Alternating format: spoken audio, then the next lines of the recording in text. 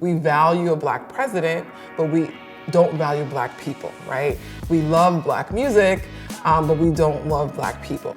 We want to hear it, but we don't want to fund the schools that have the music programs that will later turn into the next great musician.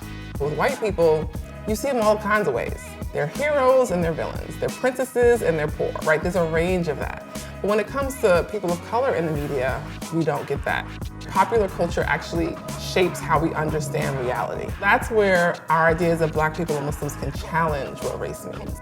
I like to say that images of Muslims in the media are plentiful but monolithic, right? So you have these two kind of ways people show up. They're always quote unquote like originally from someplace else, and they're quote unquote brown, which might mean South Asian or Arab or Middle Eastern.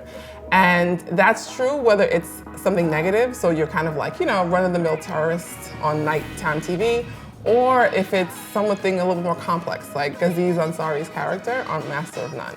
The problem with these sort of characterizations is that it continues to perpetuate this idea that Muslims are in fact foreign, which is a problem in America. And the reason why it's a problem in the United States is because the ways in which the country works around race and xenophobia, right, is that your loyalty, like you're only really loyal to the country if you're basically white, male, Christian, and have some money. When you see an image over and over and over again, so if you see like a story about a Black person as a criminal, like criminalization of Black people is something that people think is like natural, right? It's because why? Because they've heard it from their politicians, they've read it in their textbooks, and they've seen it in their films, and in their movies, and in their novels, and their commercials, right? And the jingles, right? They've seen it in so many different spaces. So therefore then, what happens is when they see a Black person, they make a series of assumptions about them before they even know who the person is. And so when we don't have better representations that are complicated, that give us the good, the bad, the ugly, the beautiful, the exciting, the boring, right? About different kinds of people, we want people who are complex, because humans are complex, right?